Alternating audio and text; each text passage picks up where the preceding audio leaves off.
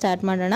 ಇಲ್ಲಿ ನೋಡ್ತಾ ಇರ್ಬೋದು ಮೊದಲೇ ಟಿಪ್ ಬಂದುಬಿಟ್ಟು ಈ ರೀತಿ ನಾವು ಸ್ಟೀಲ್ ಬಾಕ್ಸ್ಗಳಾಗಿರ್ಬೋದು ಅಥವಾ ಟಿಫನ್ ಬಾಕ್ಸ್ಗಳ ಮುಚ್ಚಳವನ್ನು ತೆಗೆಯೋದಕ್ಕೆ ಆಗೋದಿಲ್ಲ ಒಂದೊಂದು ಟೈಮ್. ಇದನ್ನು ನಾವು ಕ್ಲೀನ್ ಮಾಡಿ ಸ್ಟೋರ್ ಮಾಡಿ ಹಾಗೆಯೇ ಇಟ್ಬಿಡ್ತೀವಿ. ಅವಾಗ ಇಟ್ಟಾಗ ಇದರ ಏನಾಗುತ್ತೆ, ಇದರ ತುದಿ ಎಲ್ಲನೂ ಜಂಗ್ ಬಂದು ಸೀಳಿ ಹೋಗಿ ಒಂದೊಂದು ಸರಿ ಕ್ಯಾಪು ಹಾಕೋದಕ್ಕೂ ಬರಲ್ಲ, ಓಪನ್ ಮಾಡೋದಕ್ಕೂ ಬರಲ್ಲ. ಸೊ ಹಾಗಾಗಿ ನಾವು ಇದನ್ನು ಈಸಿಯಾಗಿ ಹೇಗೆ ಓಪನ್ ಮಾಡ್ಕೊಳ್ಬೋದು, ಹಾಗೆಯೇ ಇದರಲ್ಲಿ ಜಂಗ್ ಹಿಡಿಯಲಾರ ಥರ ಯಾವ ರೀತಿ ಮಾಡೋದಂತೇಳಿ ತೋರಿಸ್ತಾ ಇದ್ದೀನಿ. ಏನು ಮಾಡೋದು ಬೇಕಿಲ್ಲ, ಮನೆಯಲ್ಲಿರ್ತಕ್ಕಂಥ ವ್ಯಾಸ್ಲೈನನ್ನು ಜಸ್ಟ್ ಈ ರೀತಿ ಔಟ್ಸೈಡ್ ಇದನ್ನು ಅಪ್ಲೈ ಮಾಡಬೇಕು. ಈ ರೀತಿ ಮಾಡೋದ್ರಿಂದ ನೀವು ಎಷ್ಟು ದಿನ ಈ ಒಂದು ಬಾಕ್ಸನ್ನು ನೀವು ಕ್ಲೀನ್ ಮಾಡಿಕೊಂಡು ತೆಗೆದಿಟ್ರೆ ನೀವು ನೆಕ್ಸ್ಟ್ ಅದನ್ನು ಓಪನ್ ಮಾಡಿದಾಗೂ ಕೂಡ ಈಸಿಯಾಗಿ ಬರುತ್ತೆ. ಅದು ಯಾವುದೇ ರೀತಿ ಜಂಗ್ ಹಿಡಿಯೋದಿಲ್ಲ ಮತ್ತು ಸೀಳಿ ಕೂಡ ಹೋಗೋದಿಲ್ಲ. ಓಕೆನಾ, ಈ ಒಂದು ಬಾಕ್ಸ್ ಕ್ಯಾಪ್ ಈಸಿಯಾಗಿ ನೀವು ಓಪನ್ ಮಾಡ್ಬೋದು.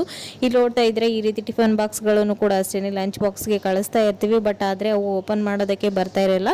ಸೊ ಈ ರೀತಿ ಒಂದ್ಸರಿ ನೀವು ವ್ಯಾಸ್ಲೈನನ್ನು ಅಪ್ಲೈ ಮಾಡಿ ಬಿಟ್ರಂದರೆ ಅದು ಈಸಿಯಾಗಿ ಓಪನ್ ಆಗುತ್ತೆ, ಹಾಗೆಯೇ ನೀವು ಕ್ಲೋಸ್ ಕೂಡ ಮಾಡ್ಬೋದು. ಸೊ ಈ ಒಂದು ಟಿಪ್ಸ್ ಕೂಡ ಖಂಡಿತ ಯೂಸ್ಫುಲ್ ಇದೆ, ಟ್ರೈ ಮಾಡಿ ನೋಡಿ. ಓಕೆನಾ.